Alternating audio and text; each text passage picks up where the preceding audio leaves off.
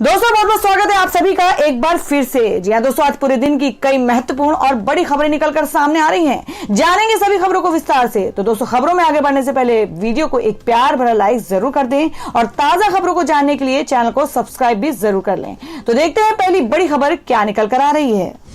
दोस्तों, आज की पहली बड़ी खबर निकल कर आ रही है जो कि कोरोना वैक्सीन को लेकर है। जी आपको बता दें कि देश के कोने कोने में पहुंची है वैक्सीन। पहले दिन 3 लाख स्वास्थ्य कर्मियों को लगेगा टीका। जाने कहां तक पहुंची तैयारी। जी आपको बता दें कि कोरोना की रोकथाम के लिए देश भर में शनिवार 16 जनवरी से एक साथ शुरू होने जा रहे टीकाकरण अभियान के पहले दिन करीब 3 लाख स्वास्थ्य कर्मियों को टीका लगाया जाएगा। स्वास्थ्य कर्मियों को यह टीका निःशुल्क लगेगा। इसका खर्च केंद्र सरकार उठाएगी। वहीं दूसरी ओर टीकाकरण अभियान की तैयारियां बुधवार को भी जोर शोर से चल रही हैं। जम्मू कश्मीर से लेकर केरल और असम से लेकर गोवा तक देश के कोने कोने में वैक्सीन पहुंचाने का काम जारी रहा। पहले स्वदेशी टीके कोवैक्सीन की खेप भी बुधवार को हैदराबाद के अलावा देश के 11 बड़े शहरों को पहुंचा दी गई है।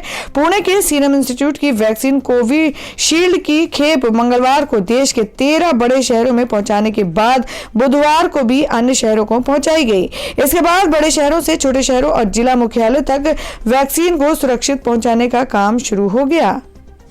और दोस्तों में अगली खबर आ रही है अमेरिका से। जी आपको बता दें कि अमेरिका में फिर बवाल की आशंका। हजारों ट्रंप समर्थक संसद को घेरने को तैयार। शपथ ग्रहण समारोह की सुरक्षा को लेकर चिंता। जी हम बात करें कि नवनिर्वाचित जो बाइडेन 20 जनवरी को अमेरिका के राष्ट्रपति पद की शपथ लेंगे, लेकिन इस समारोह की सुरक्षा को लेकर चिंताएं उभरने लगी हैं। आपको बता दें कि कुछ न्यूज एजेंसी के मुताबिक 20 जनवरी को आयोजित होने वाले समारोह में जो बाइडेन नवनिर्वाचित सांसद समेत अमेरिका की दिग्गज हस्तियां मौजूद होंगी। ऐसे में किसी बवाल की आशंका और गणमान्य हस्तियों की सुरक्षा को लेकर चिंताएं उभरने लगी हैं। अमेरिकी प्रशासन भी सुरक्षा को लेकर कोई जोखिम नहीं लेना चाहता है, इसलिए चाक चौबंद सुरक्षा के तगड़े इंतजाम किए जा रहे हैं। जी आपको बता दें कि इस बीच डेमोक्रेट सांसद कोनोर लैम ने यह दावा किया है कि बाइडेन के शपथ ग्रहण से पहले करीब 4000 हथियारबंद ट्रंप समर्थक संसद परिसर को घेरने की साजिश रच रहे हैं। इससे पहले FBI ने वाशिंगटन और देश के 50 प्रांतों की राजधानियों में सशस्त्र प्रदर्शनों की चेतावनी दी थी। इस कानून प्रवर्तन एजेंसी ने कहा था कि 16 से 20 जनवरी तक इस तरह के प्रदर्शनों की तैयारी है। बाइडेन 20 जनवरी को शपथ लेंगे। ऐसे में आयोजन की सुरक्षा को लेकर आशंकाएं उठनी स्वाभाविक है। और दोस्तों में अगली खबर निकल कर रही है। आपको बताते हैं कि ड्रग्स केस में महाराष्ट्र के मंत्री नवाब मलिक के दामाद को एनसीबी ने किया गिरफ्तार।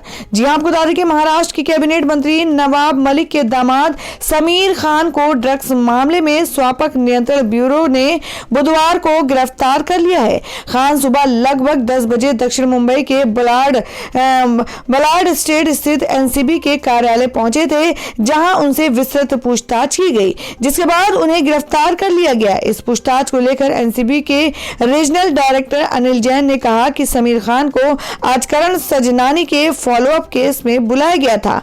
करण सजनानी के पास काफी मात्रा में गांजा मिला था, जिसके बाद उन्हें अरेस्ट किया गया था, जिसके लिए समीर खान को पूछताछ के लिए बुलाया गया है।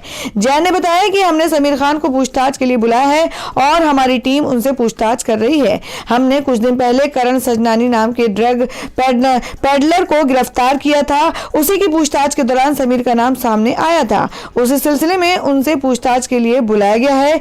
बता दें, ड्रग्स मामले के एक आरोपी और उनके बीच 20,000 रुपए का कथित ऑनलाइन लेन देन का मामला सामने आने के बाद एजेंसी ने उन्हें तलब किया था। इस मामले में ब्रिटिश नागरिक करण सजनानी और 2 अन्य को पिछले सप्ताह 200 किलोग्राम मादक पदार्थों के साथ गिरफ्तार किया गया था। और दोस्तों में अगली खबर में आपको बता दें कि भारत के अखबारों में फेसबुक का full page add. Privacy policy को लेकर दी सफाई। जी हम बात कर रहे हैं कि इंस्टेंट मैसेजिंग ऐप व्हाट्सएप की नई प्राइवेसी पॉलिसी के बाद लगातार हंगामा मचा हुआ है। नई पॉलिसी से गुस्साए लोग व्हाट्सएप छोड़कर दूसरे मैसेजिंग ऐप की ओर रुख कर रहे हैं। अब व्हाट्सएप की पेरेंट कंपनी और सोशल नेटवर्किंग साइट फेसबुक ने अब भारत के अखबारों में फुल पेज ऐड देकर प्राइवेसी पॉलिसी को लेकर सफाई दी है। आपको बता दें कि कंपनी ने कहा है कि यूजर्स की प्राइवेसी का सम्मान करना उनके डीएनए में है। इस एड में नई प्राइवेसी पॉलिसी में बदलाव को बताया गया है। कंपनी ने बताया है कि व्हाट्सएप प्राइवेसी पॉलिसी अपडेट दोस्त या रिश्तेदारों से किए गए चैट को किसी तरह से प्रभावित नहीं करेगा। यह नई पॉलिसी बिजनेस व्हाट्सएप से चैट करने के लिए है, वहीं वह भी ऑप्शनल है। कंपनी इस बात की पूरी जानकारी देती है कि किस तरह डेटा को कलेक्ट और यूज करती है। और दोस्तों अगली खबर में आपको बताते हैं कि अब सिर्फ 30 मिनट में आपके घर पहुंचेगा एलपीजी सिलेंडर। 1 फरवरी से शुरू हो रही है ये सुविधा। जी आपको बता दें कि एलपीजी गैस सिलेंडर बुकिंग के बाद अब आपको 2 से 4 दिन का इंतजाम करने की जरूरत नहीं है। सरकारी तेल कंपनी इंडियन ऑयल ने एलपीजी तत्काल सेवा शुरू करने का प्लान बनाया है, जिसके जरिए आप सिर्फ आधे घंटे में गैस सिलेंडर आपके घर पहुंच जाएगा। यानी आप जिस दिन सिलेंडर की बुकिंग करेंगे उसी दिन आपको सिलेंडर मिल जाएगा। आईओसी शुरुआत में हर राज्य के एक शहर में इस सर्विस को शुरू करेगी। यहां तत्काल एलपीजी सेवा की शुरुआत होगी। तो दोस्तों खबरों में आगे बढ़ने से पहले जान लेते हैं आज के माइंड क्विज के सवाल को। आज का सवाल है आपको बताना है कि देश के वर्तमान रेल मंत्री का क्या नाम है। इसका जवाब आपको वीडियो के नीचे कमेंट बॉक्स में देना है और सही जवाब देने वाले को रैंडमली सिलेक्ट किया जाएगा और वो जीत सकते हैं बम्पर पुरस्कार। तो बढ़ते हैं अगली खबर की ओर। और दोस्तों अगली खबर निकल कर आ रही है वेस्ट बंगाल से। जी आपको बता दें कि क्या ममता बनर्जी ने मान ली बीजेपी से हार। टीएमसी ने कांग्रेस लेफ्ट से लगाई समर्थन की गुहार। जी हम बात कर रहे हैं कि पश्चिम बंगाल की राजनीतिक घटनाक्रम में बुधवार को एक बड़ा मोड़ आता दिखाई दिया। बीते 10 वर्षों से बंगाल की राजनीति पर पूरी तरह से हावी हो चुकी तृणमूल कांग्रेस अब खुद को भारतीय जनता पार्टी का अकेले मुकाबला करने में घबराती दिख रही है। पार्टी ने लेफ्ट फ्रंट और कांग्रेस से भाजपा के खिलाफ सियासी अभियान में साथ देने की अपील की है। इस साल अप्रैल मई में 294 सीटों वाली पश्चिम बंगाल विधानसभा के चुनाव से ठीक पहले राज्य की सत्ताधारी पार्टी का इस तरह का बयान इसी घबराहट की ओर इशारा कर रहा है। ममता ने क्यों लगाई है कांग्रेस लेफ्ट से समर्थन की गुहार। जी आपको बता दें कि टीएमसी के वरिष्ठ नेता और पार्टी सांसद सौगत रॉय ने बुधवार को मीडिया के सामने जो कुछ भी कहा है उससे साफ लगता है कि ममता बनर्जी खुद को बीजेपी का अकेले मुकाबला कर पाने में असमर्थ पा रही है। पार्टी सुप्रीमो के करीबी नेता रॉय ने कहा है, अगर लेफ्ट फ्रंट और कांग्रेस सही में बीजेपी विरोधी है तो उन्हें भगवा पार्टी की सांप्रदायिक और विभाजनकारी राजनीति के खिलाफ ममता बनर्जी के संघर्ष में साथ खड़े होना चाहिए। उन्होंने दावा किया कि टीएमसी सुप्रीमो ममता बनर्जी ही बीजेपी के खिलाफ सेकुलर पॉलिटिक्स का असली चेहरा है।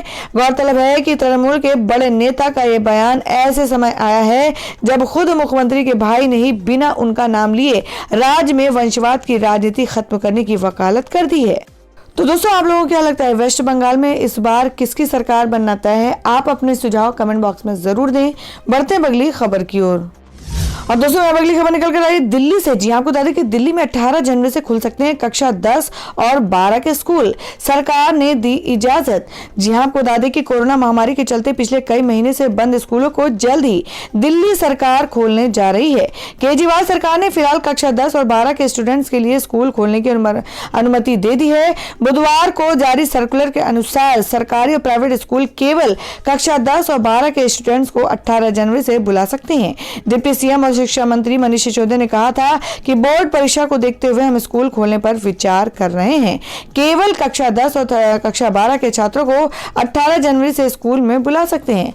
बुधवार को दिल्ली सरकार की ओर से जारी आदेश में कहा गया कि प्री बोर्ड तैयारी और व्यवहारिक कार्यों से संबंधित गतिविधियों का संचालन करने के लिए सरकारी और सहायता प्राप्त निजी स्कूल केवल कक्षा 10 और 12 के छात्रों को 18 जनवरी से स्कूल में बुला सकते हैं। माता पिता की सहमति से ही बच्चे को स्कूल बुलाया जाना चाहिए। एक स्टैंडर्ड ऑपरेटिंग प्रोसीजर भी जारी किया गया है जिसका पालन सभी स्कूलों को करना होगा। और वहीं अगली खबर बता दें कि अरविंद केजरीवाल का ऐलान, कहा केंद्र ने नहीं दी तो हम देंगे दिल्ली वासियों को फ्री वैक्सीन। जी आपको बता दें कि कोरोना संकट काल में इस संक्रमण से निपटने के लिए दुनिया भर में वैक्सीन तैयार की जा रही है और कई वैक्सीन तैयार हो चुकी हैं जिसे लोगों को लगाया जा रहा है। भारत में भी कोरोना टीकाकरण अभियान को शुरू किया जा चुका है। इस बीच दिल्ली के मुख्यमंत्री अरविंद केजरीवाल ने एक बार फिर से केंद्र सरकार से अपील की है कि वे देश भर के लोगों को मुफ्त में कोरोना की वैक्सीन लगवाएं। केजरीवाल ने कहा कि अगर दिल्ली के लोगों को केंद्र सरकार मुफ्त में कोरोना की वैक्सीन नहीं लगाती है तो दिल्ली सरकार अपने खर्च पर सभी लोगों को फ्री में कोरोना की वैक्सीन लगवाएगी। और दोस्तों मैं अगली खबर निकल कर आ रही है, आपको बता दें कि बीएमसी ने सोनू सूद को बताया आदतन नियम तोड़ने वाला। शरद पवार से मिलने पहुंचे एक्टर। जी हम बात कर रहे हैं कि बीएमसी ने नोटिस मिलने के बाद फिल्म अभिनेता सोनू सूद ने एनसीपी चीफ शरद पवार से कल मुलाकात की। दरअसल अवैध निर्माण को लेकर बीएमसी ने सोनू सूद को नोटिस भेजा है और उन्हें आदतन नियम तोड़ने वाला बताया है, जिसके बाद सोनू सूद ने बॉम्बे हाई कोर्ट में सोनू सूद ने इस नोटिस के खिलाफ याचिका दायर की है। कोर्ट ने सोनू सूद को अंतरिम राहत दी थी। आज कोर्ट में एक बार फिर से इसके मामले की सुनवाई होनी है। कोर्ट में सुनवाई से पहले सोनू सूद ने शरद पवार से मुलाकात की है। बता दें कि बीएमसी ने कोर्ट में जो एफिडेविट दायर किया है उसमें सोनू सूद को बार बार नियम तोड़ने वाला बताया गया है और उन्हें आदतन कानून तोड़ने वाला भी बताया गया है। सोनू सूद पर आरोप लगाया गया है कि उन्होंने अपने घर में अवैध निर्माण कराया। बीएमसी ने ये एफिडेविट सोनू सूद की याचिका के जवाब में दायर किया है। बीएमसी ने आरोप लगाया है कि बार बार अवैध निर्माण तोड़ने के बावजूद सोनू सूद अवैध निर्माण से बाज नहीं आ रहे हैं और घर में अवैध तरह से निर्माण कार्य कर रहे हैं। हालांकि कोर्ट ने सोनू सूद को 13 जनवरी तक अंतरिम राहत दे दी थी। तो दोस्तों खबरों में आगे बढ़ने से पहले एक बार फिर से आपको याद दिला दें कि अगर आपने अभी तक हमारी वीडियो को लाइक नहीं किया तो जल्दी से वीडियो को लाइक कर दें, क्योंकि आपका एक लाइक हमारे लिए बहुत ही महत्वपूर्ण होता है।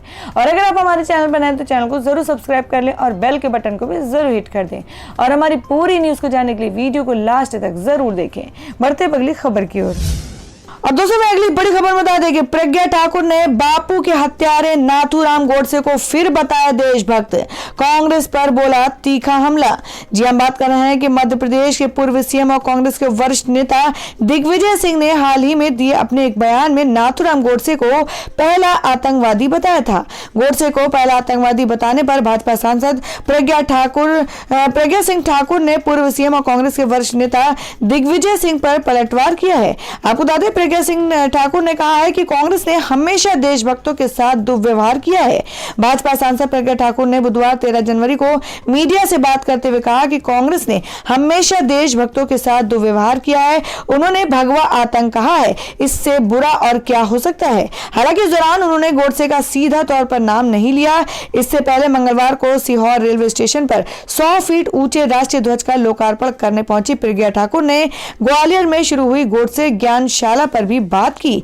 उन्होंने कहा कि सभी राष्ट्रभक्त पूरे देश में अपने अपने तरीके से काम करते हैं, इसको लेकर किसी भी तरह का विवाद नहीं होना चाहिए। तो वहीं ग्वालियर जिला प्रशासन के दखल देने के बाद हिंदू महासभा ने ग्वालियर में महात्मा गांधी के हत्यारे नाथूराम गोडसे की ज्ञानशाला को मंगलवार को बंद कर दिया है। इस ज्ञानशाला की शुरुआत 2 दिन पहले यानी 10 जनवरी को ग्वालियर में हिंदू महासभा ने दौलतगंज स्थित अपने दफ्तर में की थी। साथ ही गोडसे की पूजा भी की थी। इसके बाद प्रदेश में सियासत गर्मा गई थी और शिवराज सरकार को घेरा जाने लगा था। और दोस्तों अगली खबर निकल कर आ रही है गुजरात से। जी आपको बता दें कि गुजरात में शुरू हुआ देश का पहला रोजगार कॉल सेंटर। राज्य के युवाओं को मिलेगी ये महत्वपूर्ण जानकारियां। जी आपको बता दें कि मुख्यमंत्री विजय रूपाणी ने राष्ट्रीय युवा दिवस के मौके पर मंगलवार को एक रोजगार परक ऑनलाइन कॉल सेंटर का उद्घाटन किया। ये देश में पहली बार हुआ है जब किसी राज्य में एक फोन पर सभी सरकारी भर्तियों की जानकारी मिल जाएगी। रोजगार सेतु नाम से शुरू किए गए इस कॉल सेंटर का उद्घाटन वर्चुअल तरीके से किया गया। इस कार्यक्रम में उन्होंने राज्य के युवाओं के लिए एक कॉल सेंटर नंबर जारी किया। आपको बता दें गुजरात सरकार की इस नई पहल के अंतर्गत राज्य का कोई भी युवा इस कॉल सेंटर के नंबर यानी कि 6354390390 पर कॉल करके किसी भी जिले की अध्ययन संबंधी रोजगार परक या सरकार की युवा उन्मुख सहित सभी योजनाओं की जानकारी हासिल कर सकेंगे। इस कॉल सेंटर के उद्घाटन मौके पर राज्य श्रम एवं रोजगार मंत्री दिलीप ठाकुर ने कहा कि इस कॉल सेंटर की विशेषता है कि इसके जरिए युवा जिला रोजगार कार्यालय के साथ सीधे संवाद कर सकता है। कॉल खत्म होने के बाद युवा को एमएमएस के जरिए रोजगार कार्यालय की जानकारी भी भेजी जाएगी। और दोस्तों मैं जान लेते क्या है देश भर में सोने और चांदी का ताजा भाव। जी आपको बता दें कि लोहड़ी पर सोना हुआ है धड़ाम। आपको बता दें चांदी की कीमत में भी है बदलाव। जाने 24 से 18 कैरेट तक के सोने का दाम। जी हम बात करें कि सोने की कीमत में एक बार फिर से बदलाव हुआ है। लोहड़ी के मौके पर सोने की कीमत पर फिर से गिरावट दर्ज की गई है। सोना एक बार फिर से सस्ता हो गया है। पिछले 3 दिनों से सोने की कीमत में गिरावट देखने को मिल रही है। देश भर के सराफा बाजारों में बुधवार को 24 कैरेट सोने के हाजिर भाव में गिरावट देखने को मिला है। 13 जनवरी को सोने का हाजिर भाव 53 रुपए गिरकर 39,664 रुपए प्रति 10 ग्राम पर पहुंच गया है। सोना आज 53 रुपए की मामूली गिरावट के साथ खुला। वहीं चांदी की कीमत में 341 रुपए की तेजी आई है और चांदी का भाव चढ़कर 65,905 रुपए प्रति किलोग्राम पर पहुंच गया। और अब अगली खबर में जान लेते हैं कि देश भर में मौसम के ताजा हालात। जी आपको बता दें कि 22 वर्षों में सबसे सर्द रही दिल्ली की लोहड़ी। उत्तर भारत में शीतलहर का अलर्ट, जाने अन्य राज्यों का अपडेट। जी हम बात करें कि पूरा उत्तर भारत कड़ाके की ठंड की चपेट में है। ठिठुरन भरी ठंड का आलम यह है कि बुधवार को राजधानी दिल्ली में ठंड ने 2 दशक का रिकॉर्ड तोड़ दिया। इस बार की लोहड़ी 22 वर्षों की सबसे सर्द रही है। अभी अगले 2 दिन तक बर्फीली हवाओं से निजात मिलने के आसार भी नहीं है। बुधवार को दिल्ली का अधिकतम तापमान सामान्य से 1 डिग्री कम 18.5 डिग्री सेल्सियस, जबकि न्यूनतम तापमान सामान्य से 4 डिग्री का कम 3.2 डिग्री सेल्सियस दर्ज किया गया है। 2000 के बाद से अभी तक 13 जनवरी की तारीख का ये सबसे कम न्यूनतम तापमान है। 2001 में ये 3.3 डिग्री सेल्सियस रहा था और 2006 में 3.6 डिग्री सेल्सियस दर्ज हुआ था। तो दोस्तों ये थी अब तक की सभी बड़ी खबरों की अपडेट्स। टुडे ब्रेकिंग न्यूज और लेटेस्ट खबरों को देखने के लिए हमारे चैनल को सब्सक्राइब जरूर कर लें, वीडियो को लाइक और शेयर भी जरूर कर दें अपने दोस्तों और रिलेटिव्स के साथ। तो दोस्तों फिर मिलेंगे काम की खबरों और सरकारी योजनाओं की एक और नई वीडियो के साथ। तब तक के लिए धन्यवाद दोस्तों।